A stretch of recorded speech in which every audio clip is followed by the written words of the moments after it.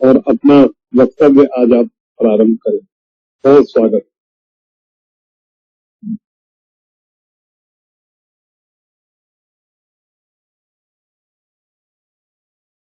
आवाज नहीं आ रही इंजीनियर साहब। आवाज आ रही है, बताइए, आप लोग बताइए, आवाज तो आ रही है। अच्छा, इनकी ये रवि जी की आवाज नहीं आ रही शायद। इंजीनियर साहब आपकी आवाज नहीं आ रही है। आवाज आ रही है? Good morning all of you. जी बिल्कुल बिल्कुल। Good morning all of you student and respected Rakesh sir and Alok sir and all of those students who present here. Good morning to all of you. Good morning, sir.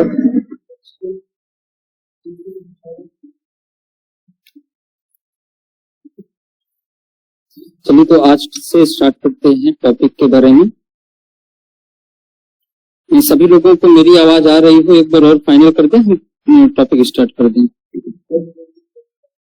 Student ने नहीं बताया, क्योंकि बात उनसे ही करनी पड़ेगी।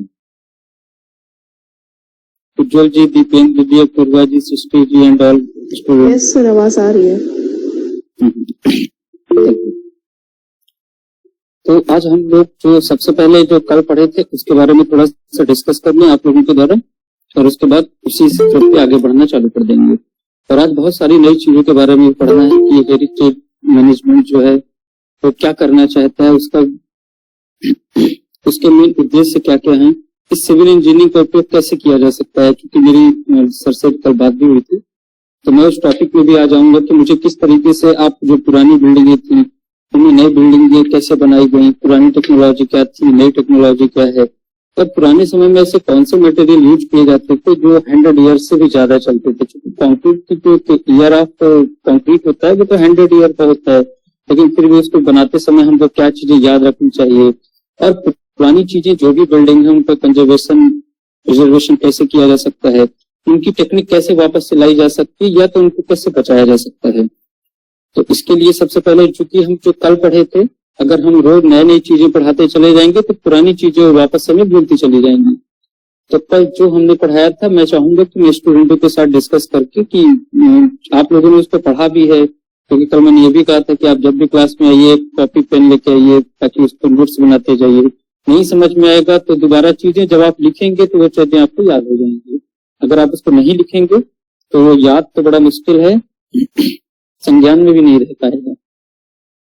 तो सभी लोग पेन कागज लिए होंगे उम्मीद करता हूं।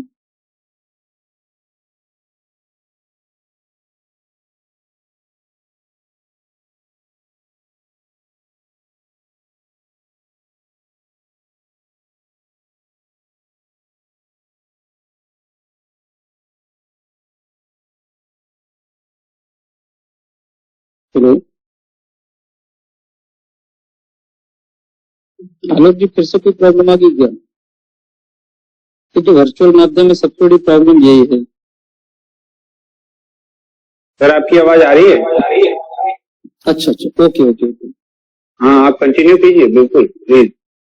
मगर स्टूडेंट बोल नहीं रहे हैं ना, तो मतलब वो चीजें क्लियर हो नहीं पा रही। बोल दो भाई, सब लोग बोलना बहुत ज्यादा जरूरी है। अपूर्व, उज्जवल, बोलो भाई।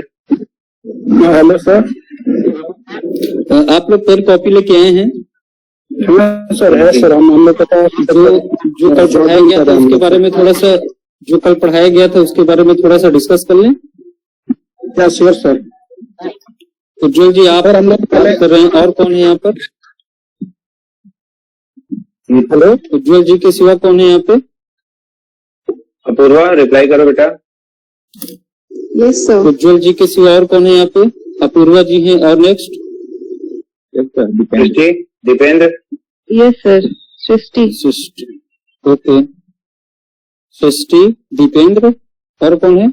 क्योंकि बीच में पूछने से ये समझ में आएगा कि कहीं ऐसा तो नहीं कि वीडियो चालू करके आप अपना काम कर रहे हो। तो पूरी क्लास पे रहोगे, मैं बीच बीच में कुछ भी पूछता जाऊंगा, उससे मुझे भी क्लियर रहेगा कि कौन स्टूडेंट मेरी बात सुन रहा है, कौन नहीं सुन रहा है।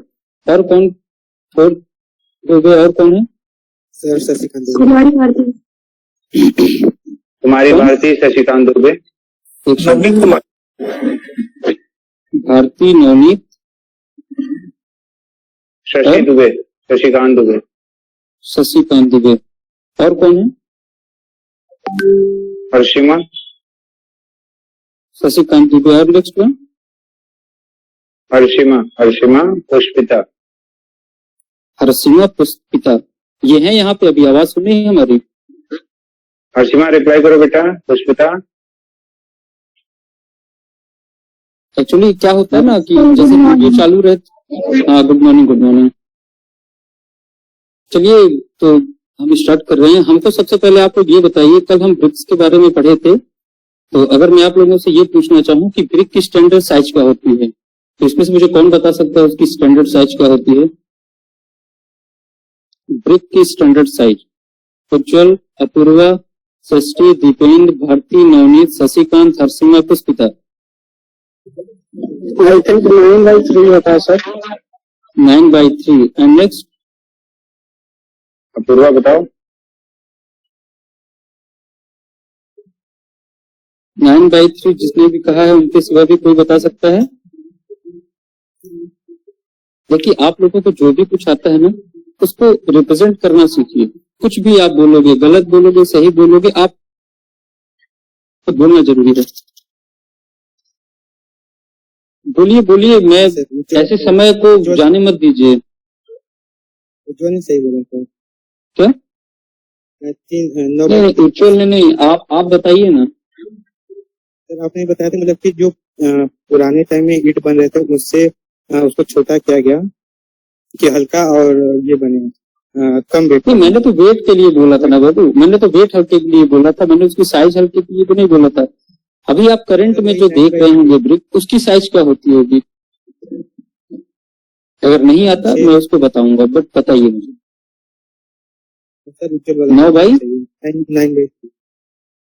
9/3। 9/3 और कोई बता सकता है? जल्दी जल्दी रिस्पॉन्स करिए, जितना जल्दी आप रिस्पॉन्स करोगे उतना जल्दी 10/3 सर। लेके आगे बढ़ेंगे। 10/3 10/3 10/3। ओके, और थर्ड वन? 5 एक साइड 5 सर। 5/10। 10/3 सर। अच्छा, 5/3। ओके, और कोई? उज्जवल जी को मेरी बात आ रही है, आवाज आ रही है? अपूर्वा जी, सृष्टि जी, हाँ बताइए, आप सभी लोग डिस्कस करिए, बताइए क्या होती है ब्रिक की स्टैंडर्ड साइज? जो भी हमारे घर पर यूज होते हैं ब्रिक, उनकी स्टैंडर्ड साइज क्या होती है?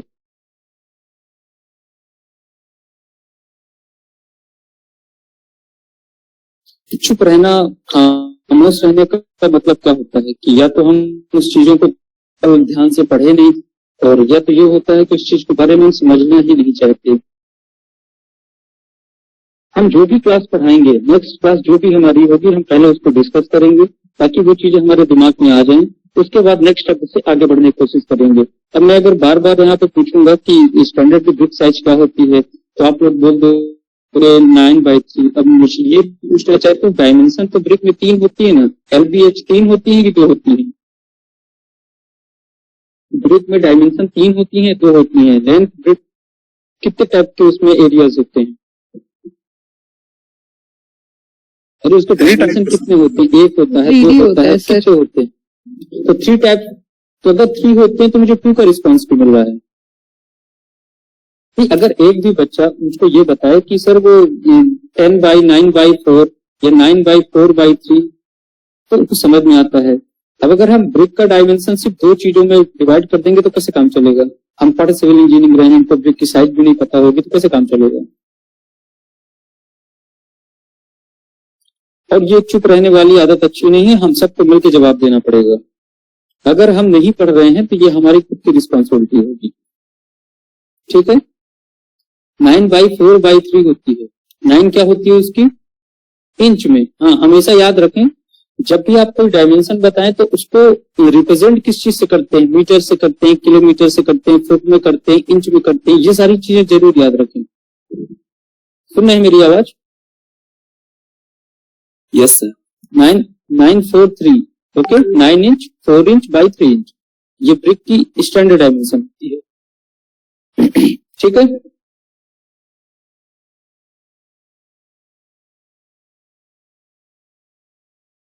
आगे बढ़े।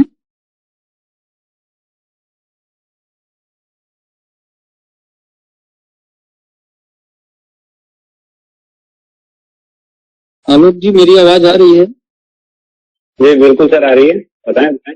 तो फिर ये लोग रिस्पॉन्स क्यों नहीं दे रहे हैं? बच्चे थोड़ा सा संकोच कर रहे हैं। अच्छा, कोई नहीं, अब चलिए रिस्पॉन्स करना सीखिए। गुरु जी आज जो की है- क्लास भी ऐसे ही है, कल से कोशिश करिए बात करने की। जब तक आप बात नहीं करेंगे तो हमको क्लियर नहीं आएगा, ठीक है? लेकिन फिर भी बीच बीच में मैं पूछता जाऊंगा, जो भी आपने नाम की लिस्ट दी है इसमें से कौन प्रेजेंट है कि नहीं, उससे सभी लोग प्रेजेंट रहेंगे या तो नहीं रहेंगे, ठीक है? अब टॉपिक को स्टार्ट करते हैं आज कि ये जो पुराने टाइप की बिल्डिंगें थी, इनका संरक्षण करना क्यों जरूरी है, इनका संरक्षण कैसे किया जाए, और ऐसे कौन कौन से टेस्ट हैं जिनको अप्लाई करके हम इन बिल्डिंगों की स्ट्रेंथ जान सकते हैं। क्योंकि जब भी हम कभी किसी बिल्डिंग के सामने जाते हैं तो सबसे पहली चीज जो हमारा ऑब्जेक्ट होता है वो ये होता है कि उस बिल्डिंग को हम जैसे उसके नजदीक गए तो उसकी स्ट्रेंथ चेक करना। तो पहला तो मैनुअली होता है कि हम वो जो ब्रिक के टेस्ट भी बताए थे नील वाला, आप उससे बिल्डिंग के ब्रिक को टेस्ट कर लीजिए। जो भी बिल्डिंग की ब्रिक्स उसमें लगी होती है, जो उनकी लेयर बनी होती है, उन लेयर के बीच में जो प्रॉपर स्लरी होती है, ये प्रॉपर कंक्रीट होती है, ये तो प्रॉपर उसमें सीमेंट और बालू का कॉम्बिनेशन होता है, क्या वो प्रॉपर वहां पर फिल है या वो झड़ रहा है। क्योंकि क्या है कि पुराने टाइप की जो जितनी भी बिल्डिंगें यूज होती थी वो ईंट और गारा से बनाई जाती थी। तो ईंट तो चूंकि ये यूज हुआ करता था, और जो गारा हुआ करता था उसका मतलब क्या हुआ करता था, आप लोगों ने सुना है? ईंट, गारा, चूना, ऐसे कुछ कॉम्बिनेशन से बिल्डिंग पहले बनाई जाती थी। सर गारा में मिट्टी और किसी चीज का कॉम्बिनेशन होता है ना शायद? हाँ हाँ, और किस चीज का होता है? मिट्टी का तो होता है, गारा का मतलब भी यही होता है। मगर क्या कोई बता सकता है पहले के समय पे हम लोग मिट्टी पर ऐसी कौन सी चीजें बनाते थे, कौन सी चीजें मिक्स करते थे जिससे जब पानी गिरता था तो मिट्टी बह भी नहीं सकती थी? मतलब ऐसे कौन से प्लास्टिसाइजर यूज होते थे? क्योंकि देखिए ये मॉडर्न टेक्नोलॉजी है, इसमें बहुत सारे प्लास्टिसाइजर आ गए हैं। जैसे फाइबर की बात कीजिए, कंक्रीट की फ्लोरिटी बढ़ाने के लिए, तो इसको आप लिख लीजिएगा, कंक्रीट की जब भी फ्लोरिटी बढ़ानी होती है उसके लिए बहुत सारे प्लास्टिसाइजर आते हैं। इसका उपयोग हम क्यों करते हैं? कंक्रीट का जो एक एरिया होता है उसमें एक हनी कॉम्ब बनता है। जब भी हम कंक्रीट में, जैसे हम कंक्रीट में पानी का एडमिक्सचर लगाए, एडमिक्सचर मतलब ये कंपोनेंट होता है जो कंक्रीट की फ्लोरिटी बढ़ाता है, जिसको मैं प्लास्टिसाइजर बोलता हूँ। तो आपने कंक्रीट बनाई, कंक्रीट में प्लास्टिसाइजर उपयोग किया, और प्लास्टिसाइजर की वजह से जो कंक्रीट का जो एरिया होता है ना, तो जैसे आपने उठा के उसको कंक्रीट को फ्लोरिटी में बढ़ाया, तो कंक्रीट का जो एरिया होगा अगर उसमें कोई एडमिक्सचर नहीं होगा तो वो suppose that 100 metre square cover कर रही कंक्रीट किसी भी चीज के स्लम्प टोन करके, और जैसे हम उसमें प्लास्टिसाइजर मिला देंगे तो 150 हो जाएगा। इसका मतलब जो कंक्रीट एरिया है वो तेजी से कवर कर रहा है, उसमें स्लरी की मात्रा बढ़ जाती है। जो पानी होता है वो सूखने नहीं पाता है, जिससे कंक्रीट की फ्लोरिटी बढ़ जाती है। जब भी हम किसी कंक्रीट में पानी के साथ साथ किसी एडमिक्सचर का उपयोग करते हैं तो उसकी फ्लोरिटी क्यों बढ़ती है? क्योंकि हमने उसमें एडमिक्सचर यूज किया होता है। या तो ऐसा कहूं कि एडमिक्सचर का उपयोग क्यों किया जाता है, तो कंक्रीट की फ्लोरिटी बढ़ाने के लिए किया जाता है, उसकी वर्केबिलिटी बढ़ाने के लिए किया जाता है, उसकी परमेबिलिटी बढ़ाने के लिए किया जाता है। हमको टोटल किसी भी प्रोजेक्ट में किसी भी मटेरियल का उपयोग करते समय उसकी टेस्टिंग, उसके बारे में उसकी प्रॉपर्टीज, उसके क्लासिफिकेशन और उसकी आइडेंटिटी कि वो किस तरह किस वर्क में काम कर रही है, हमको कितने एरिया में बनाना है कंक्रीट, ये सारी चीजें हम डिस्कस करते रहेंगे क्लास बाय क्लास में। लेकिन हर क्लास के बाद नेक्स्ट क्लास में जो भी होगा पुरानी चीजों पर डिस्कशन होगा वो सबसे पहले शुरू के 10 मिनट में होगा, और बाकी के जो बचा हुआ समय होगा उसमें नई चीजें सीखने को मिलेंगी। तो हम लोग बात कर रहे थे ईंटा और गारों का। क्योंकि क्या हुआ करता था, जो पुराने स्ट्रक्चर हमारे हुआ करते थे उनमें बीम कॉलम तो हुआ नहीं करता था, ठीक है, उनमें बीम कॉलम का उपयोग नहीं किया जाता था। तो जब उनमें बीम कॉलम का उपयोग नहीं किया जाता था तो सबसे पहले हम जमीन में एक्सकवेट करते थे, उसकी खुदाई करते थे, उसका फाउंडेशन बनाते थे। और फाउंडेशन कैसे बनाते थे? पहले हम उसको 24 इंच बनाते थे, फिर अगले स्टेप मतलब जिसको हम बोलते हैं पाइल फाउंडेशन, नहीं इसको हम वेल फाउंडेशन बोलते हैं। मतलब जो साइड की एजेस होती है वो धीरे धीरे जो है कम होती जाती है।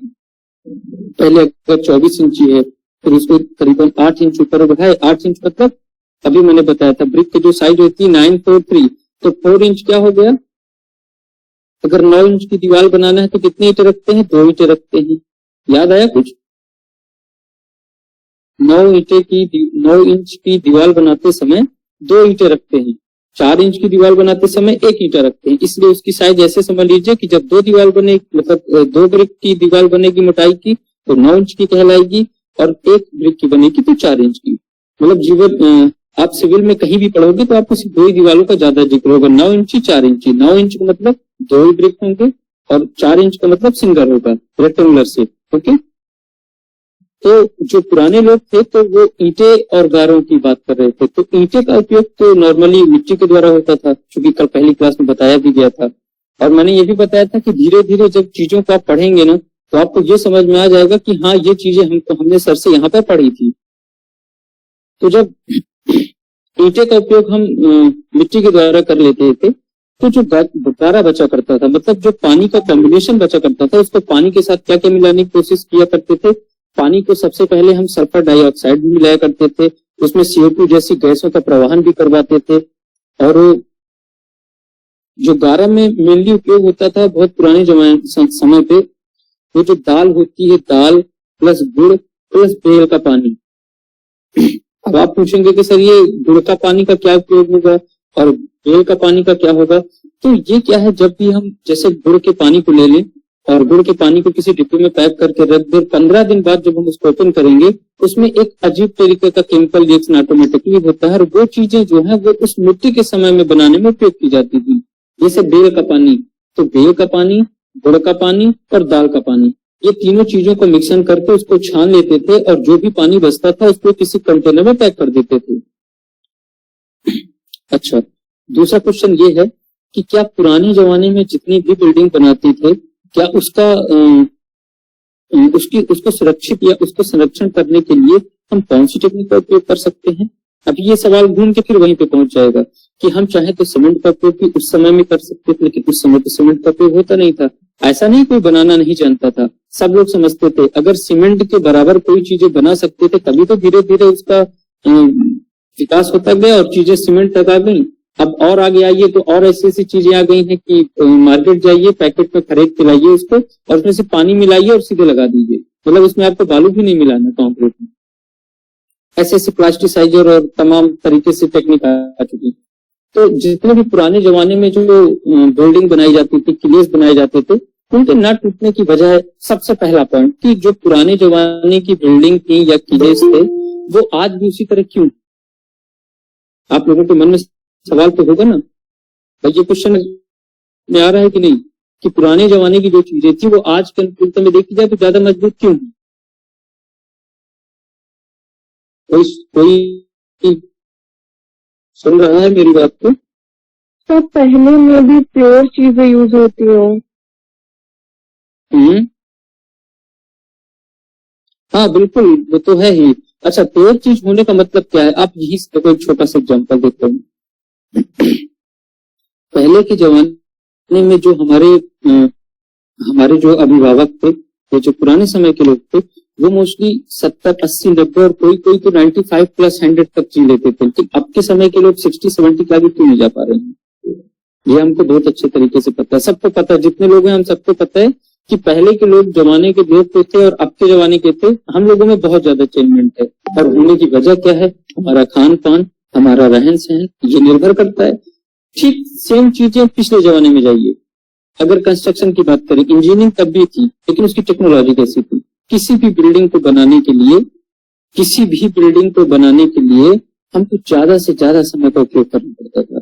अगर हमको एक छोटी सी बिल्डिंग बनाना होता था ना तो उसमें हमें कम से कम 2-2, 3-3, 4-4, 5-5 और कम से कम 10-10 वर्ष लगते थे एक किले बनाने में, किले की एक दीवार बनाने में। और क्या वजह रहा करती थी? जो हम ईंटे का उपयोग करते हैं, देखिए डिफरेंस समझिएगा, जो हम आज ईंटे का, आज मॉडर्न टेक्नोलॉजी में जो हम ब्रिक का यूज कर रहे हैं, वो जो पुरानी टेक्नोलॉजी थी उसमें हम क्या करते थे? स्टोन का उपयोग करते थे। समझ रहे हैं? स्टोन की कटिंग करते थे और स्टोन को एज ब्रिक के शेप में लाते थे। भाई जब जो चीजें पहले बनी है ना, उन्हीं की चीजें धीरे धीरे आगे चलने के बाद नई टेक्निक में चेंज हुई। जो ब्रिक बनाया करते थे, ब्रिक का पहले कोई फंडा नहीं था, वो एक रेक्टेंगुलर शेप में जिसकी एजेस चारों तरफ से बराबर होती थी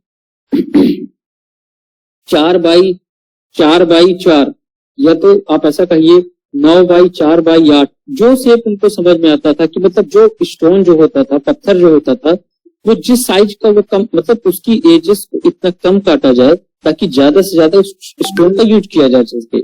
साइज उसकी जो भी बनती थी उसको किनारे कर देते थे। जैसे अभी भी हम लोग फाउंडेशन में अगर स्टोन वर्क यूज करते हैं किचन के लिए या किसी फाउंडेशन के लिए, अगर नई टेक्निक की बात करें तो अब हम कोई भी फाउंडेशन बनाएंगे तो उसमें हम आरसीसी बनाएंगे। आरसीसी का फुल फॉर्म क्या होता है? सृष्टि, Yes, sir. सृष्टि आवाज आ रही हो? Yes, sir. आरसीसी का full form? Sir, Bharti, Bharti class में हो? yes, sir. Yes, sir. What is the full form of RCC? Shashikant, Shashikant, Shashikant class में है? कंक्रीट सीमेंट करके सीसी का, लेकिन Sir, reinforcement cement concrete. अच्छा, कौन बताया है रिफोर्समेंट? Sixty. षष्ठी रिफोर्समेंट। और Apurva? Sir, reinforcement cement concrete. Reinforcement है ना? Yes, sir. Okay, Ujjwal? Sir reinforced cement concrete sir. ये रेनफोर्स क्या होता है? रेनफोर्स क्या होता है? रेनफोर्स रेन से मतलब वो डैमेज नहीं हो पाएगा सर। अच्छा, रेन का मतलब डैमेज नहीं होगा, है ना? अच्छा, ये उज्जवल जी बता रहे हैं। और हर्षिमा बताएं आरसीसी का फुल फॉर्म, और पुष्पिता जी बताएं। सर यहाँ दो नाम और जोड़िएगा, जूही मौर्य हाँ, और बताएं। आकांक्षा सैनी। एक सेकंड फिर से बताइए। आकांक्षा सैनी, जूही मौर्य। अच्छा, आकांक्षा जी बताइए, आप ही बताइए आरसीसी का फुल फॉर्म क्या होता है?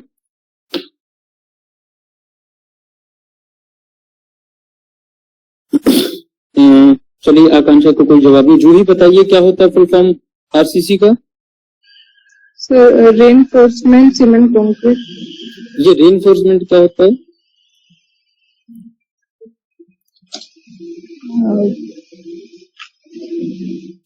नेक्स्ट वन कौन बचा था? और कौन बचा है जिससे ना पूछा गया? हर्षिमा और पुष्पिता से पूछा था, उन्होंने कोई रिस्पॉन्स ही नहीं दिया। दीपेंद्र। Yes sir, Dipendra?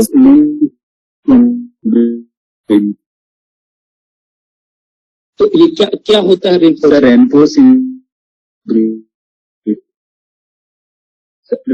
मतलब क्या होता है? कर तो इसका यही निकल रहा है कि जो वर्षा का दबाव झेल सके। रेनफोर्स जो तनाव झेल ले। हाँ सर, वर्षा का जो दबाव पड़ता है वो झेल सके। रेनफोर्स का मतलब होता है, सीधे से आप समझ लीजिए, टीएमटी मतलब लोहा। सीसी का मतलब होता है सीमेंट कंक्रीट जिस पर लोहा नहीं होता, और रेनफोर्समेंट सीमेंट कंक्रीट का मतलब होता है जिसमें लोहा बिल्ट होता है। हम जो भी कंक्रीट बनाते हैं वो टू टाइप की बनाते हैं, या तो हम सीसी बनाते हैं या तो हम आरसीसी बनाते हैं। जब स्ट्रेंथ की बात की जाती है तो जो आरसीसी होती है वो मोर कैपेबल होती है अकॉर्डिंग टू सीसी। अगर हम छत बनाते हैं हमेशा लोहा डालते हैं, बट जब हम रोड बनाते हैं जरूरी नहीं है कि हम लोहा डालें।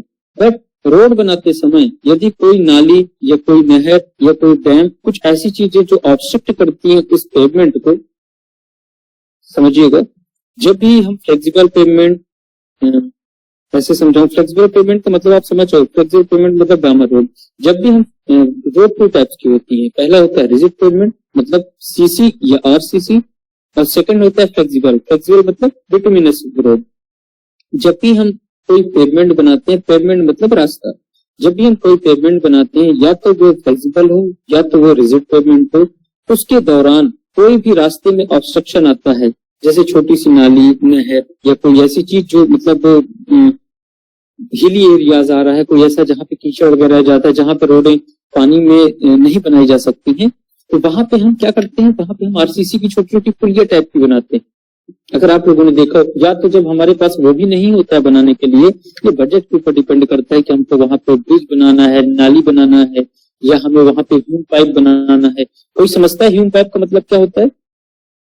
जैसे मैं पूछा करूँ तुरंत जवाब दिया करिए, ताकि मैं उस क्लास को डिस्टर्ब न होने पाए, क्लास आगे बढ़ जाए। ह्यूम पाइप का मतलब कोई बता सकता है ह्यूम पाइप क्या होते हैं? Hume pipe, Hume pipe sir वो छोटी सी पुलिया के नीचे पाइप टाइप जो पानी निकालने के लिए छोटा सा नाली टाइप बनाया जाता है। हाँ हाँ हाँ, तो कहे का बना होता है?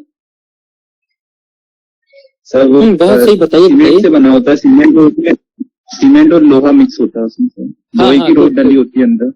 हाँ गुड, बहुत अच्छे। जो ह्यूम पाइप होते हैं वो होते हैं प्रेस्ड स्टील। प्रेस्ड स्टील मतलब प्रेस्ड स्टील क्या होता है देखिए समझिए। किसी भी मशीन के द्वारा जब किसी लोहे को प्रेस्ड करते हैं तो जो उसके बीच की वायर होती है वो बहुत हाई टेंसल टाइल होती है, बहुत ज्यादा हाई टेंसल होती है, मतलब इतना ज्यादा टेंसाइल स्ट्रेंथ होता है उनका। अब टेंसाइल स्ट्रेंथ का मतलब मैं ही बताता हूँ क्या होता है। जितनी भी हाई टेंसल वायर होती हैं जिनको खींच के, जैसे जो बिजली के पोल होते हैं ना, वो हमेशा हाई टेंसल वायर्स यूज किए जाते हैं, ताकि जो उनका स्टील होता है वो प्रेस्ड होता है और वहां पे उसमें जो कंक्रीट यूज की जाती है उसमें सीमेंट कौन सी डाली जाती है? क्विक हार्ड सीमेंट डाली जाती है, क्विक हार्ड। और क्यों डाली जाती है? क्योंकि खंभे की जो लेंथ होती है, हाइट होती है, वो बहुत ज्यादा होती है ना, उसको नीचे जितना गाड़ा जाता है, इसीलिए खंभा अक्सर बीच से अगर टूट भी जाता है तो आपने देखा होगा किनारे किनारे चार चार पतली पतली वायर हो जाती है, क्योंकि उसमें मोटा डाया नहीं किया जाता। हमेशा याद रखें, रेनफोर्समेंट ज्यादा और रेनफोर्समेंट कम, ये हमेशा कारण होते हैं बीम को बकल करने के।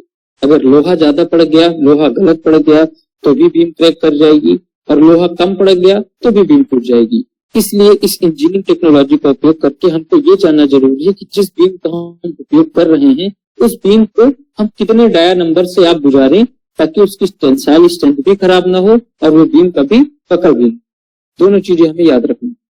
तो जब हम पेवमेंट बनाते हैं तो हम ह्यूम पाइप का उपयोग करते हैं। जो ह्यूम पाइप होते हैं वो सर्कुलर सेक्शन में गोल गोल पाइप होते हैं, उनका डाया ये स्टैंडर्ड देखते हुए उपयोग करना पड़ता है। कभी कभी वो 1 फीट डाया के होते हैं, 1 फीट मतलब 12 इंच, कभी कभी 2 फीट के होते हैं, जहां जैसा रेडियस मिलता है। क्योंकि अगर बहुत गड्ढा है, अगर रोड हम फ्लेक्सिबल पेमेंट लेके जा रहे हैं और वहां बहुत ज्यादा गड्ढा आ गया, मतलब करीबन 3 फीट का गड्ढा आ गया, तो अगर 3 फीट का गड्ढा आ गया, एक बहुत अच्छा क्वेश्चन बन गया यहाँ पे। अगर हम कोई फ्लेक्सिबल पेमेंट बना रहे हैं और बनाते समय हमें कोई 3 फीट का गड्ढा मिला, तो उसमें कितने फीट वाले डायमीटर का ह्यूम पाइप यूज किया जाएगा? अगर 3 फीट का गड्ढा मिला, 3 फीट का गड्ढा मिला, तो कितने फीट के डायमीटर का हम वहां पे ह्यूम पाइप यूज करेंगे? कोई बता सकता है?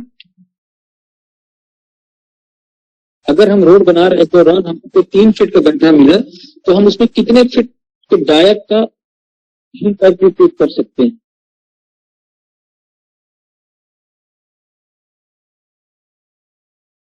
नवनीत, तो सर कोई भी बता दे। हाँ बताइए। दीपेंद्र, सॉरी सर कोई आइडिया नहीं है। अच्छा ओके। उज्जवल, है देखिए। ओके सृष्टि, सर नहीं पता। ओके चलिए मैं बताता हूँ। जब हम कोई पेवमेंट बनाते हैं, फ्लेक्सिबल रोड बना रहे हैं और वहां पे 3 फीट का गड्ढा आ गया, 3 फीट का मतलब क्या हुआ? 1 मीटर। तो मैं आपसे ये पूछ रहा हूँ कि उसमें कितने फीट के डाया क्या होता है? वो जो उसकी सर्कुलर सेक्शन का जो बीच का जो एरिया होता है ना, उसकी जो लेंथ होती है उसका डिवाइड बाय 2, उसका डाया कहलाता है। किसी भी सर्कुलर सेक्शन का डाया जो होता है वो केंद्र बिंदु से और किनारे तक की दूरी होती है। समझ आ गया? मैं ऐसे बता रहा हूं। रेडियस होगा क्या? क्या रेडियस होगा? हाँ रेडियस। ये आप लोगों को दिख रहा है कि सर्कुलर सेक्शन है, सर्कुलर सेक्शन है। बोलिए सर, सेक्शन है ये? ये सर लिख रहा है। अब देखिए इसमें सेंटर कहाँ हुआ? ये हुआ, ये हुआ, ये वाला Yes, sir. सेंटर। तो सेंटर से लेके और साइड तक ये इतना हुआ, ये इतना, ये इसका डायमीटर हुआ। तो अगर टोटल हमारा 3 फीट का गड्ढा है, 3 फीट का गड्ढा हो गया, ये 3 फीट का गड्ढा हो गया, ये अब इस 3 फीट के गड्ढे की बात जब कर रहा है कि इसमें कितने फीट का डायमीटर इसमें उपयोग होगा, तो इसमें 1.5 फीट का ही नहीं होगा भाई। डायमीटर की बात कर रहा है ना, सर्कुलर सेक्शन का डायमीटर हमेशा आधा ऐसे होता है ना, केंद्र बिंदु से किनारे बिंदु तक की लंबाई। तो जब हम 3 फीट के गड्ढे की बात करेंगे तो वहां पे हमें कितने फीट का रेडियस का उपयोग करना पड़ेगा, 1.5 फीट का, क्योंकि 1.5 फीट का एक सेक्शन हो जाएगा, पूरा जोड़ेंगे तो 3 फीट का हो जाएगा। ठीक है, ठीक है। तो फिर इसकी डायमीटर 3 होगी कि 1.5 होगी? 1.5 होगी ना डायमीटर। तो सर 1.5 तो रेडियस होगा ना? मेरी बात नहीं समझे, मैं तो पूरे देखिए जो सर्कुलर सेक्शन है ना, बात समझो, ये सर्कुलर सेक्शन पूरा हुआ। Yes sir. ये इसकी जो लेंथ हुई, लंबाई, लंबाई यही कहलाई ना। हाँ सर। अब ये नहीं बोलना कि सर्कुलर सेक्शन में लंबाई कहाँ से आ गई। मैं तो सिर्फ ये पूछा था ना कि जमीन में गड्ढा अगर 3 फुट का है, मेरी बात समझो, मैंने जमीन की बात की थी, सर्कुलर सेक्शन की बात नहीं की थी, उसमें 2 पाई नहीं लगेगा। मैंने जमीन की अगर बताई थी आपको कि उसकी डेप्थ या उसकी गहराई अगर 3 फीट की है तो उसमें कितने फीट के डायमीटर का, मैं डायमीटर उसका पूछा था, तो उसका आधा ही ना हो जाएगा। आप उसको रेडियस बोल सकते हो, बट मैं तो डायमीटर उसको इसलिए बोल रहा हूँ क्योंकि मुझे 3 फीट का एरिया दिया गया है, और 3 फीट की बात करूंगा तो उसका रेडियस या डायमीटर कितना योगन, आधा उसका। Okay sir. हाँ, तो जितने फीट की बात अगर की जाती है, अगर उसके डायमीटर के, उसके रेडियस की बात की जाएगी तो वो तो आधा ही होगा उसका भाई। आधा होगा तो आधा अंदर चला जाएगा और आधा जो होगा उस रोड के लेवल को बराबर कर देगा। ठीक है, ओके सर। तो जो पुराने समय में यूज किए जाते थे तो इसमें क्या होता है, एक लोहे का जार लेते हैं, लोहे का जार, वो भी गोल गोल सर्कुलर सेक्शन होता है, और उसमें करीबन जितने जो उसकी विड्थ रखना है, अगर हमको 4 इंच रखनी है या 2 इंच रखनी है, क्योंकि इससे ज्यादा नहीं बनाया जा सकता है, मैं ह्यूम पाइप की बात बता रहा हूँ। तो एक एक्सटर्नल लेयर हो गई सर्कुलर सेक्शन की, एक इंटरनल लेयर हो गई, और जो उन दोनों के बीच में गैप होगा, अगर हमको 4 इंच का बनाना है तो उन दोनों के बीच में गैप कितना होगा। अगर हमारी मोटाई ह्यूम पाइप की 4 इंच है तो उस एक्सटर्नल लेयर और इंटरनल लेयर के बीच में जो विड्थ होगी कितनी होगी? सर 2 फीट की। नहीं बेटा, 4 इंच की बात कर रहा हूं तो 4 इंच ही तो होगी। एक्सटर्नल लेयर मतलब बाहरी पोर्शन, और इंटरनल लेयर, ये जो दोनों लोहे के टीन है, जो दोनों की सेटरिंग प्लेट है, इन दोनों के बीच में एरिया उतना ही तो लेंगे जितने का हमको कवर बनाना होगा। अगर हमको 4 इंच की कास्टिंग करनी है तो हमको 4 इंच का एक्सटर्नल लेयर और इंटरनल लेयर तैयार करना पड़ेगा ना।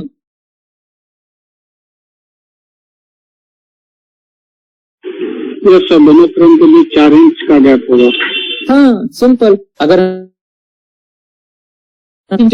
हमको 8 इंच की मोटाई को अगर वो बनाना होगा पाइप, तो हमको external layer plus internal layer कितना लेना पड़ेगा, उसके बीच में कितना स्पेस लेना पड़ेगा, 8 इंच लेना पड़ेगा। सिंपल सा है, सिंपल सी चीजें हैं कि अगर हमें 8 इंच की मोटाई का लेना है, बनाना है या कास्टिंग करनी है, तो एक्सटर्नल लेयर और इंटरनल लेयर, इन दोनों लेयर के बीच में गैप कितना होना चाहिए, जितना हमको कास्टिंग करनी है, तो 8 इंच का लेना पड़ेगा। तो 4 इंच का अगर हम लेते हैं तो एक्सटर्नल लेयर और इंटरनल लेयर के बीच में 4 इंच का गैप हो गया। उसके बाद हम प्रेस्ड स्टील की जो वायर होती है, जो हाई टेंसाइल, जिसमें सबसे ज्यादा टेंसाइल स्ट्रेंथ होता है, मतलब उसको ना तो आप हाथ से मोड़ सकते हो, जैसे जो इलेक्ट्रिक पोलो में जो तार जाती है ना, इलेक्ट्रिक पोलो में, उसमें जो 3 तार होती है, मैं आपको बताता हूँ, जो 3 तारें होती हैं वो एल्युमिनियम की होती है, बट जो एक होती है ना तार, वो हाई टेंसाइल होती है, उसको आप जल्दी तोड़ नहीं सकते हो, ना तो जल्दी कटेगी ना तो टूटेगी, उसको तोड़ने का अपना टेक्निक ही अलग होता है। तो इन सब चीजों के साथ साथ हमें ये चीज जानना बहुत जरूरी है, किस चीज का उपयोग हमको कहाँ करना है। अब हम ह्यूम पाइप की बात करें, ह्यूम पाइप हमने प्रेस्ड बना दिया, कंक्रीट उसमें अंदर इमर्ज कर दी, और वाइब्रेशन जो होता है, वाइब्रेटर जिसको बोलते हैं, उसके थ्रू हम उसको कॉम्पैक्ट कर देते हैं। कंक्रीट में वाइब्रेशन क्यों करना पड़ता है, किसी भी कंक्रीट में वाइब्रेशन क्यों करना पड़ता है? उसमें जो प्रेजेंट एयर है वो बाहर निकल जाए। हाँ, एयर वाइड उसमें बाहर निकल जाए। जो भी कंक्रीट होती है, क्योंकि क्या होती है, जो कंक्रीट होती है ना, उसमें 3 चीजों का कॉम्बिनेशन होता है। एक होता है एग्रीगेट का, एक होता है सैंड का, और फिर सीमेंट का। तो जो एग्रीगेट होता है उसका एरिया बड़ा होता है, जो सैंड होता है, फाइन सैंड होती है, उसका एरिया छोटा होता है, जो सीमेंट होती है उसका कोई ऐसा एरिया नहीं होता।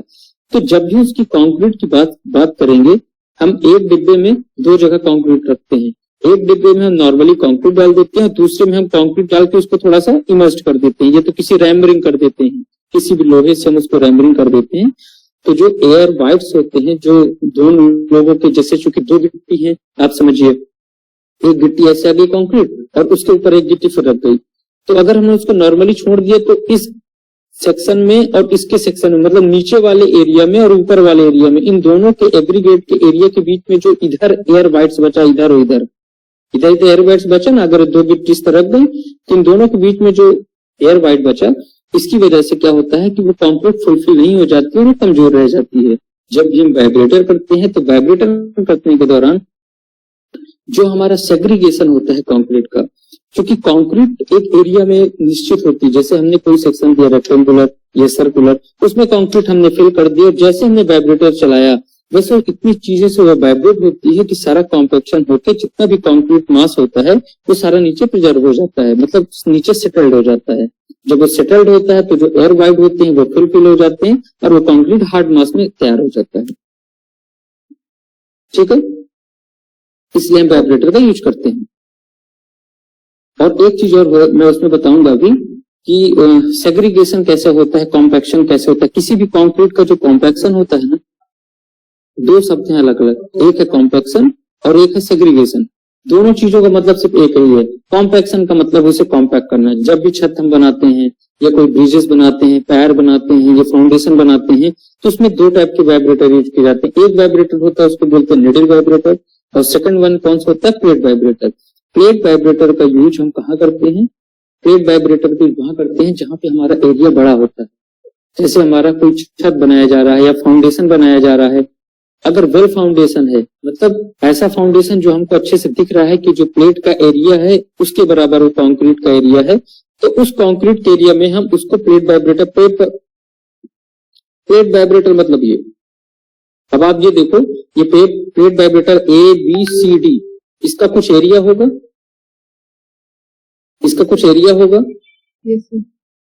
अगर इस एरिया के बराबर आपकी कंक्रीट का एरिया है सामने जो आप कंस्ट्रक्शन कर रहे हो, तो हम इसका उपयोग कर सकते हैं। सपोज दैट इसका 1/1/1/1 है, 1 स्क्वायर मीटर अगर है, तो आप ये समझो कि इस प्लेट, अगर कहीं हमारे सामने जो एरिया है अगर वो 2 स्क्वायर का है तब तो प्लेट वाइब्रेटर चल जाएगा।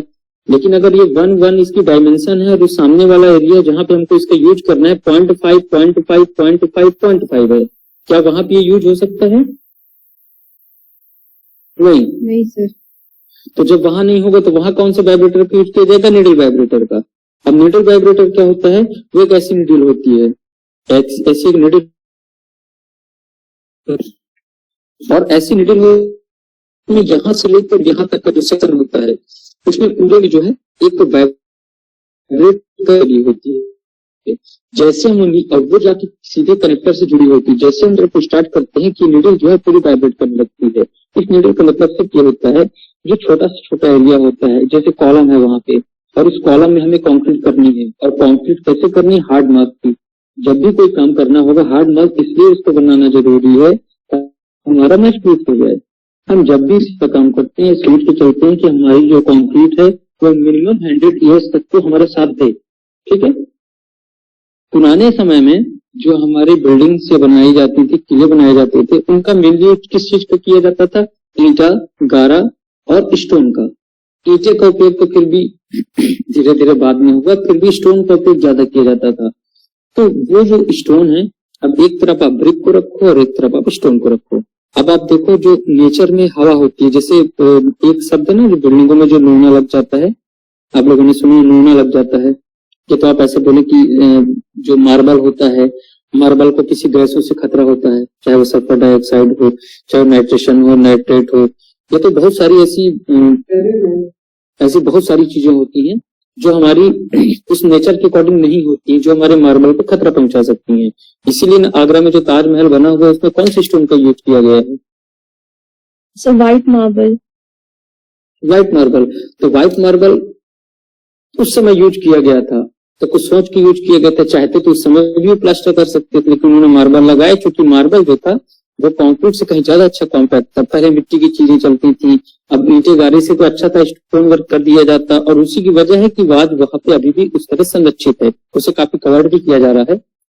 तो एक चीज मैं और बताना चाहूंगा इसमें जुड़ी हुई, कि जो पुरानी बिल्डिंगें थी ना हमारी, जो स्टोन वर्क्स यूज की जाती थी, तो ना तो उसमें जल्दी जो रेनी सीजन का पानी होता है ना तो ये ज्यादा इफेक्ट करता था, ना तो नेचुरल गैसें इफेक्ट करती थी, इसलिए चूंकि स्टोन हुआ करता था उसका जो क्षरण होगा उसमें होने में बहुत समय लग जाएगा। ऐसा नहीं है कि वो स्टोन आपने स्टोन वर्क किए, इसीलिए अभी भी जो फाउंडेशन होते हैं ना गाँव में, आज भी जो फाउंडेशन होते हैं वो हमेशा स्टोन वर्क के किए जाते हैं।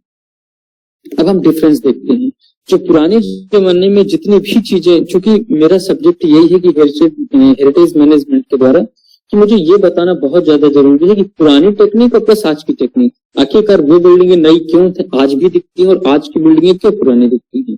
तो उस समय पहला फैक्टर ये हो गया कि पहले सबसे पहले हम ये समझने कि हम तब ब्रिक का उपयोग नहीं करते थे, क्योंकि ब्रिक की एक लाइफ होती है, वो मिट्टी का बना होता है और उसमें नूना लग जाता है, और इसीलिए इस ब्रिक की जो नई टेक्नोलॉजी थी वॉल की फ्लाई एज ब्रिक, इसमें कभी भी चूंकि क्या होता है वाटर कांस्टेंट होता है, जो उसका मॉइस्चर कंटेंट होता है, जैसे हवा चलती है, जब जैसे बारिश हुई, बारिश के बाद हवा चली, तो जो हवा के साथ मॉइस्चर होते हैं वो सारे जाके जैसे ब्रिक के अंदर गए तो ब्रिक क्या है गीला हो जाता है। जब ब्रिक गीला हो जाता है तो उसके ऊपर से आपने देखा हो घर में जहाँ पे शीत ज्यादा होती है, मतलब फाउंडेशन के ऊपर, वहां पे पुट्टी भी काम नहीं करती, धीरे धीरे निकलने लगती है, प्लास्टर भी खराब होने लगता है। तो उसकी वजह से होती है जो एयर कंटेंट मॉइस्चर होते हैं वो उसको ऑब्जॉर्व कर लेता है। ब्रिक में ये भी टेस्ट है कि हम उन ब्रिकों को एक, जब भी हम उसका यूज करते हैं, आपने देखा होगा ब्रिकों को यूज करते समय उसके ऊपर पानी डाला जाता है या उस ब्रिक को इमर्ज्ड किया जाता है वाटर कंटेनर के अंदर, ताकि ब्रिक जो है जितना ज्यादा से ज्यादा पानी चाहे तो सोख ले, वरना जैसे हम उसको दीवार में रखेंगे और मसाला लगाएंगे तो जो उस मसाले का जो स्लरी होगा ना, स्लरी पोर्शन आप समझ रहे हो, स्लरी स्लरी कोई बता सकता है? कल क्लास में मैंने बताया था स्लरी क्या होता है। मिक्सचर सर, कहे का mixture? Sir cement and water in a proportion. Good good good good. Cement और वाटर प्लस सैंड, तीनों चीजें कंक्रीट में अभी मिली क्योंकि हमको प्लास्टर करना है, तो स्लरी तो बिल्कुल सही है, सीमेंट और वाटर का कॉम्बिनेशन।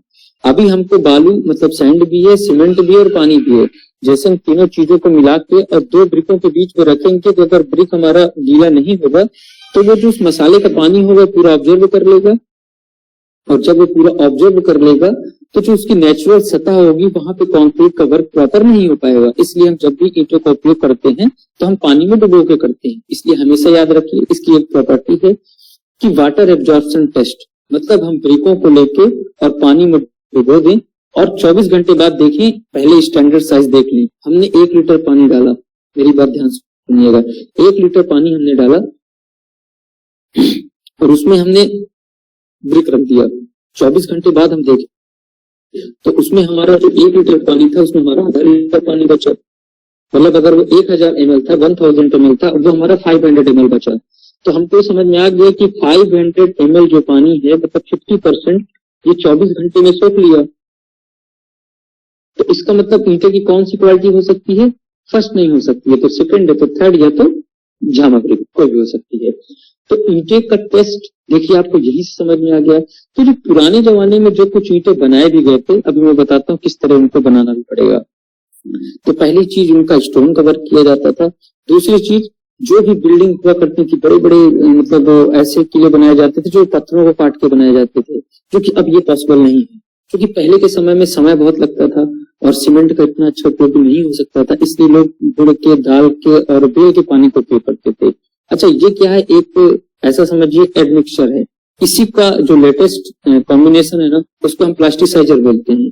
और पहले के जमाने में वो चीज नहीं हो सकती थी, इसलिए इसका मिक्सचर बनाते थे, 15 दिन रखते थे और फिर उस पानी का उपयोग जो है वो चूने के साथ किया करते थे। ठीक है, इससे उसको स्ट्रेंथ मिलती थी, लेकिन ज्यादा स्ट्रेंथ नहीं मिलती थी। इसीलिए आज जरूरत पड़ी है हेरिटेज मैनेजमेंट को भी कि उन सब चीजों का कंजर्वेशन कैसे किया जाए। ये एक जरूरी क्वेश्चन है कि आखिरकार हेरिटेज मैनेजमेंट क्यों उनको संरक्षित करना चाहता है, वो सारी विरासत की चीजें उनको बचाने का क्या उद्देश्य है और कैसे उनको बचाया जा सकता है।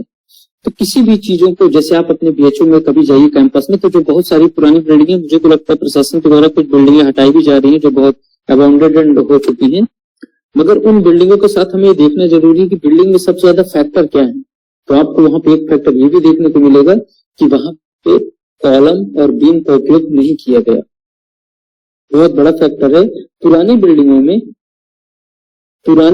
में ईंटों का उपयोग नहीं किया जाता था।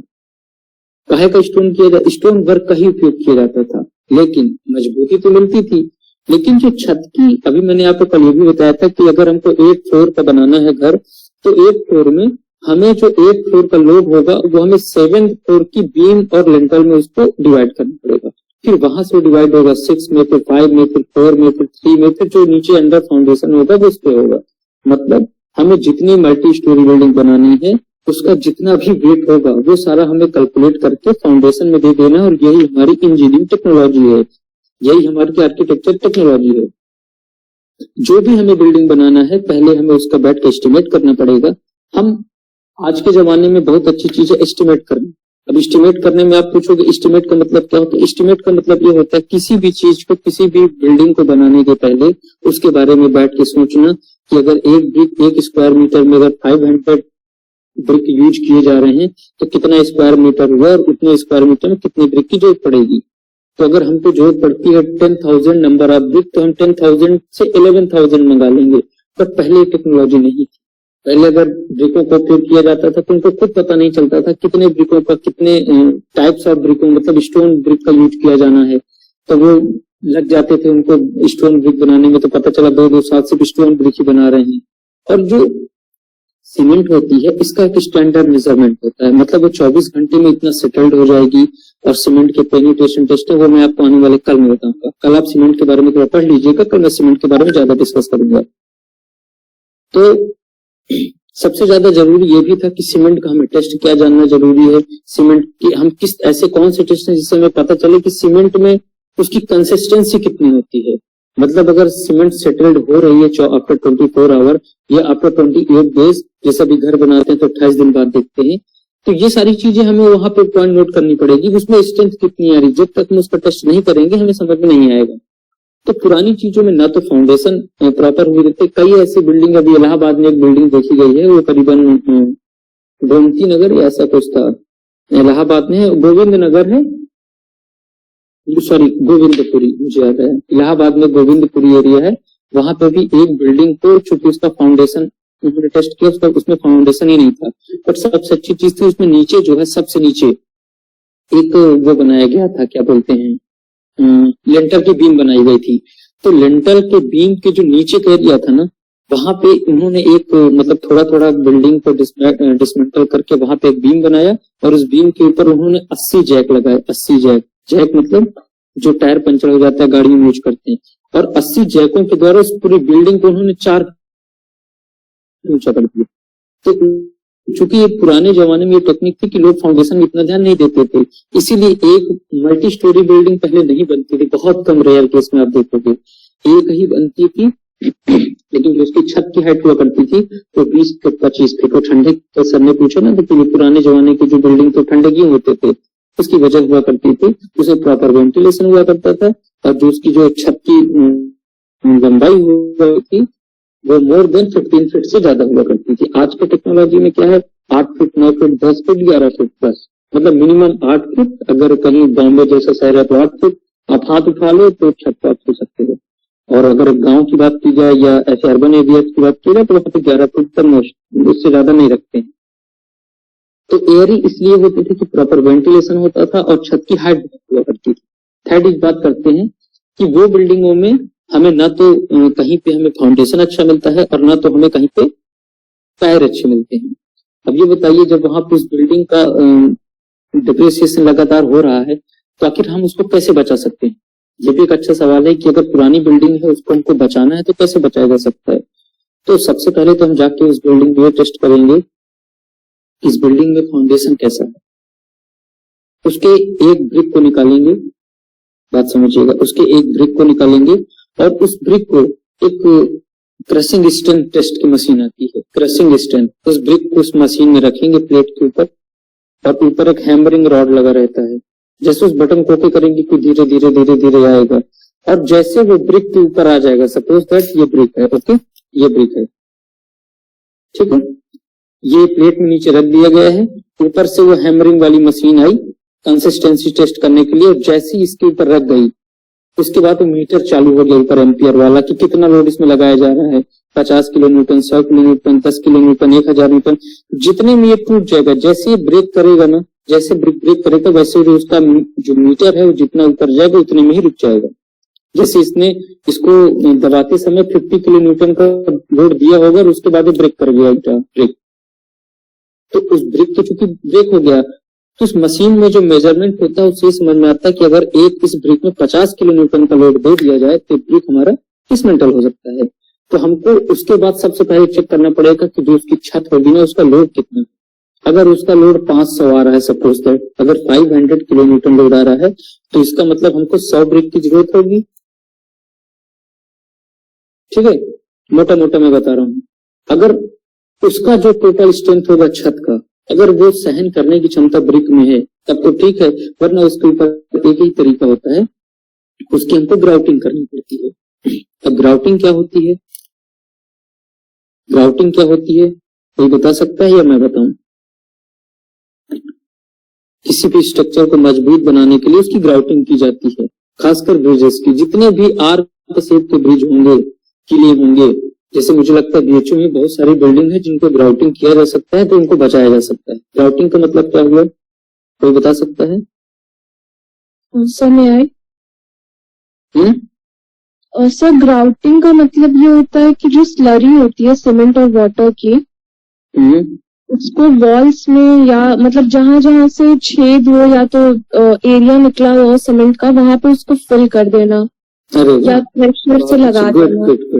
प्राउड ऑफ यू बेटा, बिल्कुल सही है।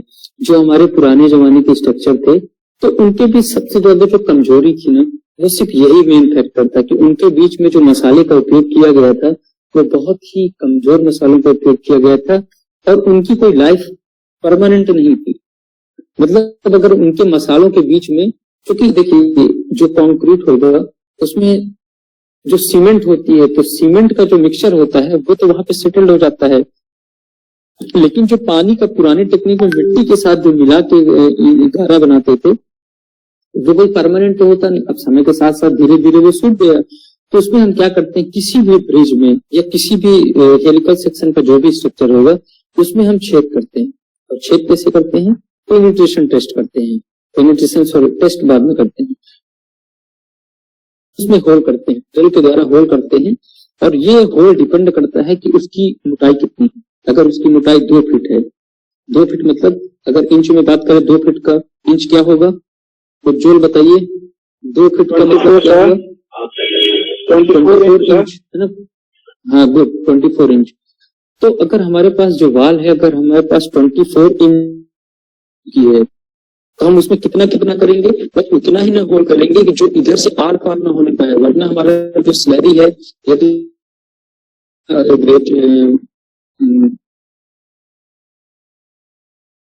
क्या बोलते हैं, जो हमारा ग्राउटिंग का मटेरियल है वो हमारा फुलफिल नहीं हो पाएगा बिल्डिंग में, और वो क्या होगा, उस वाल के बाहर निकल के चला जाएगा। तो अगर हमारे पास 24 इंच की दीवार है तो हम उसमें तकरीबन 10-10 इंच के होल करेंगे, 10-10 इंच के। और 10 इंच का होल करने के बाद उसमें हम लोहे की तकरीबन लोहे की 24 इंच में 10-10 इंच के, तो हम करीबन 12-12 इंच के लोहे के सेक्शन काट लेंगे, 12-12 इंच के।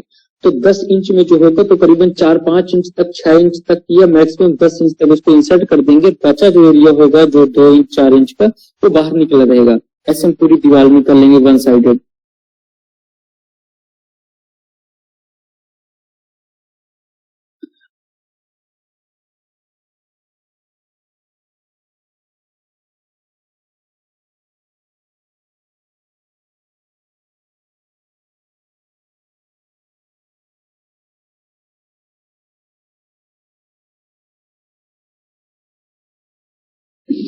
मेरी आवाज आ रही हो तो मैं कंटिन्यू करूं? Yes sir, continue. ओके, तो जो 24 इंच की हमारे पास वाल होती है उसमें तकरीबन हम 12-12 इंच के लोहे के निप्पल लेते हैं और वो निप्पल जो है उस पर लगा देते हैं, करीबन 10 इंच इंसर्ट कर देते हैं, 2 इंच करीबन बाहर रहता है। तो पूरी 1 साइडेड वाल होगी उसमें करीबन 2 फीट, 1 फीट या 2 फीट, जहां तक हमको सेटल समझ में आएगा तो जो सेक्शन खाली होगा वहां पे हम एक ग्राउटिंग मशीन लाएंगे। ग्राउटिंग मशीन होती है जो स्लरी को प्रेशर के द्वारा उस वाल में इंसर्ट कराती है, प्रेशर के द्वारा। मतलब उसमें इतना हाईली प्रेशर लगा दिया जाता है जैसे पाइप, कभी भी पंचर की दुकान में आपने देखा होगा जो पाइप होता है ना जिससे हवा भरा जाता है पैर वाला, तो उसमें लेग से दबाते रहते हैं, दबाते दबाते तो उसमें हवा जाने लगती है। इसी तरह इसमें नीचे एक नॉब लगा होता है, उसमें मटेरियल डाल दिया जाता है और पानी के कॉम्बिनेशन मिक्स कर दिया जाता है स्लरी बना के। सीमेंट का भी रहता है उसमें सीमेंट ऑलरेडी इंसर्ट रहती है, वो इंक्लूडेड रहती है। तो उसको जैसे हम ग्राउंडिंग मशीन को यूज करते हैं वैसे वो प्रेशर में, थोड़ा थोड़ा प्रेशर में जैसे उसको प्रेस करेंगे वैसे वो जाके उस दीवार में फिल होने लगेगा। तो धीरे धीरे धीरे धीरे वो इतना फिल होगा कि करीबन 1 घंटे आधे घंटे बाद जितना उसमें जगह हो कि उस प्रेशर से कंक्रीट पूरी जाती रहेगी। और उसके बाद जब उसके बगल में लगाया हुआ 2 फीट के पाइप या 1.5 फीट के पाइप से जब वो बाहर निकलने लगेगा तो हमको समझ में आ जाएगा कि जो हमारा एक सेक्शन होगा ये वाले सेक्शन में अगर हमने अभी निपल लगा के और ग्राउटिंग मशीन का उपयोग किया है तो उसके बगल में 1, उसके बगल में 2, उसके बगल में 3 और उसके बगल में 4, ये जितने भी उसमें पाइप लगे होंगे वहां से जब मटेरियल आने लगेगा बाहर तो समझ में आ जाएगा कि उतना एरिया है जिसमें हमने अभी यूज किया है ग्राउटिंग मटेरियल, वो एरिया हमारा कंप्लीट हो चुका है, फुलफिल हो चुका है, मतलब वो हमारा हार्डनेस हो चुका है। फिर हम जिस जगह से मटेरियल बाहर आ रहा था उसको हम रबड़ से या किसी भी चीज से पैक करके निशान लगा देंगे ताकि हमारे मेमोरी में रहे कि इस एरिया को हमने कवर कर लिया। तो इस तरह करके हम दूसरे में जाएंगे, फिर तीसरे वाल में, ऐसे करते करते हम एक दीवार को फिनिश कर लेंगे। तो जब इतना हो जाएगा, चूंकि होल पहले ही प्रोसेस में होल पहले होगा और लोहे के जो बार लगाए जाएंगे वो पहले ही उपयोग कर लिए जाएंगे ताकि बाद में उसमें ग्राउटिंग करते समय हमको दिक्कत ना हो। और ये चीज का विशेष ध्यान में देना होगा, कहीं ऐसा तो नहीं कि हम मटेरियल यहाँ से इंसर्ट करा रहे हैं और आउटपुट से कहीं बाहर निकल रहा है। तो ऐसे कैसे करते करते हम उस दीवार को इतना मजबूत बना सकते हैं कि फिर हमें उसमें किसी चीज की करने की जरूरत नहीं है। सेकेंड ऑप्शन होता है किसी भी बिल्डिंग को बनाने के लिए अगर वो डिसमेंटलिंग हो रही है तो उसका एक प्रॉपर है, अगर हेरिटेज मैनेजमेंट ये चाहता है कि उस बिल्डिंग को कैसे उसको संरक्षण किया जा सके तो या तो उसको जैकेट, उसको इंग्लिश में सब बोलते हैं जैकेटिंग और हिंदी में बोलते हैं उसको जैकेट पहनना। अगर वो आर्क शेप का है या सिंपल या तो रेक्टेंगुलर शेप का है, अगर रेक्टेंगुलर का है तो बड़ी इजीली सी चीज है कि 2 बगल में पैर खड़े करिए और ऊपर से बीम बांध दीजिए, तो वो मुझे लगता है जो नया वाला होगा उसमें स्टेबल हो जाएगा। बट अगर हम बात करें किसी पुरानी टेक्नोलॉजी की तो पुराने समय में क्या होता था या तो उसको कैसे किया जाता था, तो मुझे लगता है कि उस समय बीम कॉलम का उपयोग ही नहीं किया जाता था। करने की वजह होती भी थी कि इतनी सारी टेक्निक ही नहीं थी, लोगों को पैसे भी लाने पड़ते थे। तो वो मैं कल देख रहा था कि देखो, हेलो, यस सर। जी जी आपकी आवाज आ रही है। मैं 1 मिनट में आ रहा हूँ, ये नेटवर्क प्रॉपर वर्क नहीं कर पा रहा है, 1 सेकंड।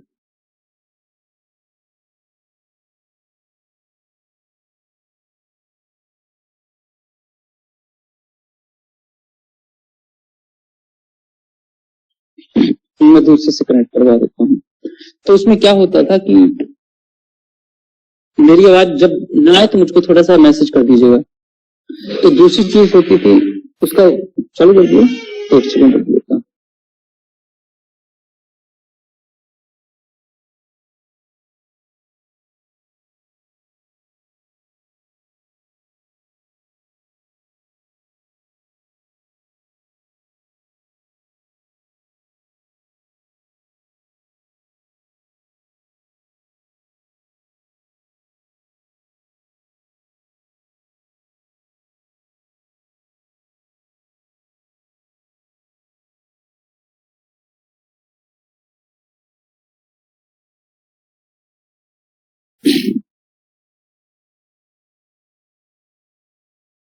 आवाज आ रही है? मेरी आवाज आ रही है? Yes sir. Yes sir. तो मैं आगे बढ़ाऊं फिर? जी सर। तो जैकेटिंग की बात करते हैं, तो जब भी हम किसी ब्रिज की बात करते हैं तो जैकेटिंग कहाँ होती है? ब्रिज में होती है। उसमें कैसे जैकेटिंग की जाती है? तो उसमें सबसे पहले जो उसका पियर होता है उस पियर को चेक करते हैं कि उसमें उसका लोड कितना आ रहा है ब्रिज का, क्योंकि उसके ऊपर से ट्रेन गुजर रही है या तो उसके ऊपर से लाइव लोड गुजर रहा है, तो ये डेड लोड रखा हुआ है, मतलब उसका टोटल वेट चेक करते हैं। और वेट कितना होता है? Dead load, live load. अब मैं बात करूं, कल मेरी क्लास में जितने लोग थे इसमें से कोई बता सकता है लाइव लोड का प्रत्यक्ष उदाहरण क्या हो सकता है, लाइव लोड का मतलब क्या होता है? तो उसको मुझे बताइए। हर सीमा अगर क्लास में हो तो बताइए लाइव लोड का मतलब क्या हुआ, कल बताया गया था लाइव लोड। लाइव लोड हर सीमा क्लास में है कि नहीं अभी? चलिए अटेंडेंस भी सिखाने लग जाएगी। मेरी आवाज आ रही है? यस आवाज आ रही है। हाँ, तो उज्जवल है क्लास में? उज्जवल है क्लास में? ओके, और Apurva? Yes sir. Srishti? Yes sir. Dipendra? Present sir. Bharti? Yes sir. Navneet? Yes sir. Shashikant? जी सर, प्रणाम। हर्षिमा? पुष्पिता? आकांक्षा? जूही? Present sir. और दीपेंद्र? Yes sir. सर मैं भी हूँ। तो मैं भी हूँ। नाम? ऐश्वर्या गुप्ता। ऐश्वर्या, आपका तो नाम ही नहीं लिखा था इसमें। ऐश्वर्या, ओके। तो मुझे बताइए सृष्टि, आप बताइए कि लाइव लोड का मतलब क्या हुआ, कल बताया था। क्योंकि हमको उस ब्रिज की कंसिस्टेंसी देखनी है, उसकी स्ट्रेंथ मेजर करनी है, तो हमें ये जानना बहुत जरूरी है कि उस ब्रिज में लाइव लोड कितना चल रहा है, लाइव लोड और प्लस डेड लोड दोनों। तो लाइव लोड का मतलब क्या हुआ, क्या बता सकती हैं मुझे सृष्टि? सर कंफर्म नहीं है, लेकिन शायद जो कितना वो मतलब भार उठा सकता है उसको लाइफ लोड बोलते हैं। अच्छा, और कोई बता सकता है सृष्टि के सिवा? भारती?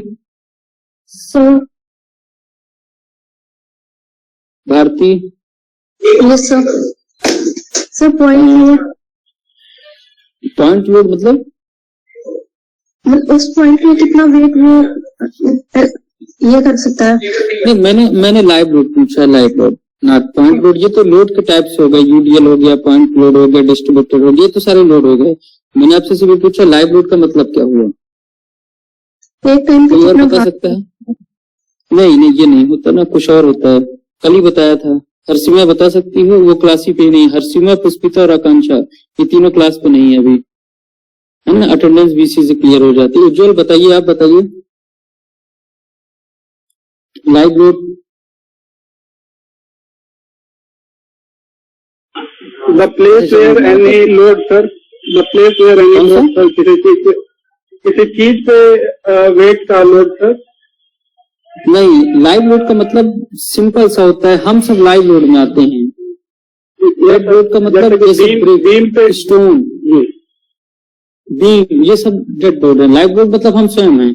तो जब किसी ब्रिज की बात करते हैं और लाइव लोड की बात करते हैं तो इसका मतलब उस ब्रिज के ऊपर जितना भी मूवमेंट है, वो चाहे 4 व्हीलर का हो, चाहे 2 व्हीलर का हो, चाहे मैन का हो, चाहे 2 लेग्स का हो, 4 लेग्स का हो, वो कुछ भी हो सकता है। जो चीजें कांस्टेंट नहीं है, या तो जो चीजें एक जगह पे स्थिर नहीं है, वो सारी हमारी लाइव लोड में आती है। और डेड लोड में जो चीजें हमारी मूवमेंट में नहीं है, वो डेड लोड में आती है। ओके, तो उसका जितना भी लाइव लोड होगा उसको यूडीएल की तरह है। अब यहाँ पे जो डेड लोड होगा, ये जरूरी है कि सर डेड लोड का एग्जांपल क्या होगा? डेड लोड का एग्जांपल होगा बीम होगा। तो जो बीम बनी होगी वहां पे वो डेड लोड में जाएगी। उस बीम में उपयोग किए गए रेनफोर्समेंट, लोहा, गिट्टी, सीमेंट और उसमें ब्रिक, जो भी जितना भी यूज होगा वो सब डेड लोड में आएगा। जैसे घर में किसी अगर उसके ऊपर कोई स्थिर चीज रखी, स्टेशनरी चीज रखी हुई है, तो वो डेड लोड में नहीं आएगा ना? नहीं, क्यों नहीं आएगा, बिल्कुल डेड लोड में ही तो आएगा। अगर कोई चीज कांस्टेंट रखी है जो मूवमेंट नहीं कर सकती, वो सारी चीजें डेड लोड में आएंगी ना।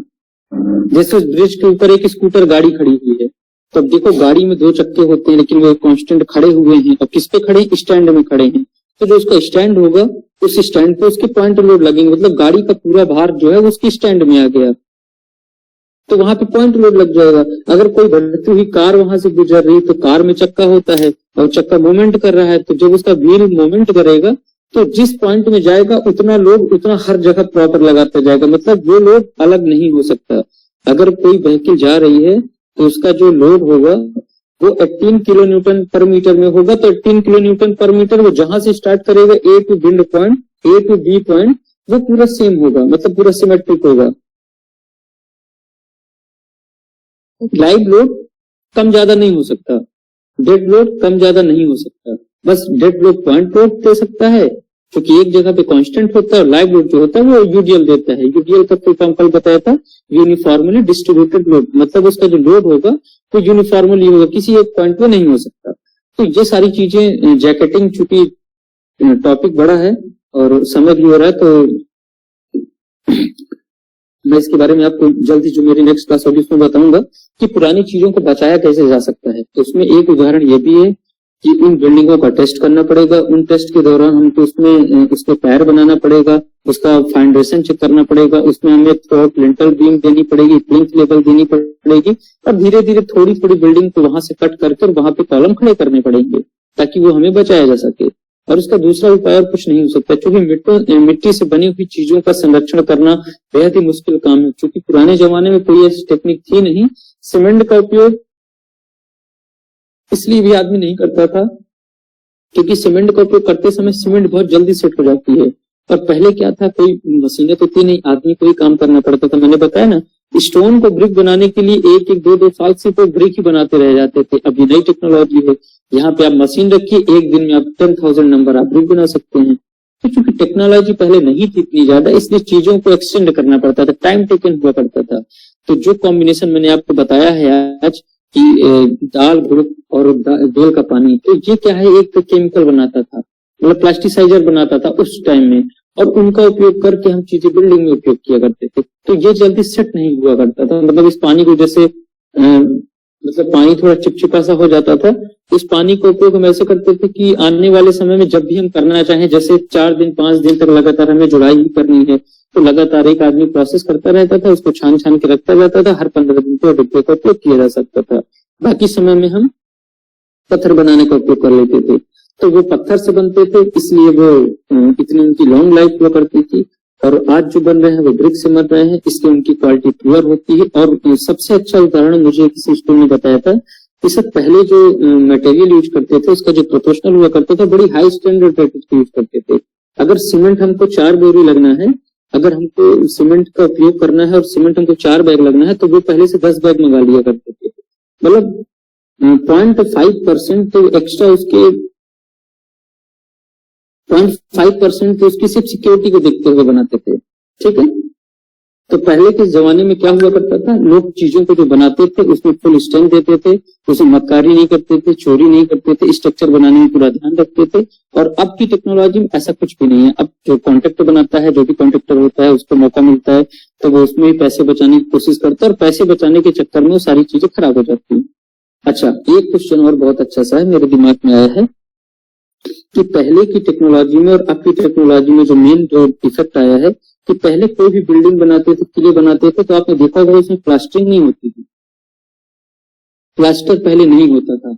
और अब जितनी भी बिल्डिंग बनती है सब में प्लास्टर किया जाता है। क्यों? क्योंकि पहले स्टोन वर्क हुआ करता था, स्टोन वर्क में पानी का कोई इम्पैक्ट नहीं पड़ता था, और आज की डेट में पानी का बहुत बड़ा इम्पैक्ट पड़ता है, क्योंकि अगर पानी नहीं होगा तो सीधे जो ब्रिक होंगे उसमें नूना लग जाएगा, ब्रिक का क्षरण हो जाएगा, ब्रिक वहां से गल जाएगा, टूट जाएगा और बिल्डिंग नीचे गिर जाएगी।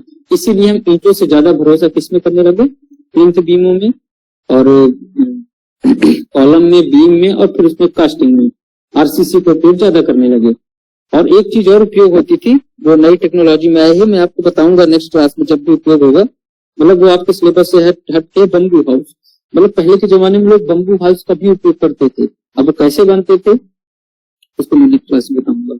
तो चूंकि समय भी हो रहा है, अगर आप लोगों की इजाजत है तो क्लास को कंटिन्यू करूं, और नहीं चाहो मैं तो 1 घंटे और पढ़ा सकूं। बहुत बहुत धन्यवाद, आपने बहुत अच्छा, बहुत शुभकामनाएं, बहुत ही अच्छा आपने बड़ा डिटेल में बताया, और बहुत लंबे समय तक क्लास आपने लिया।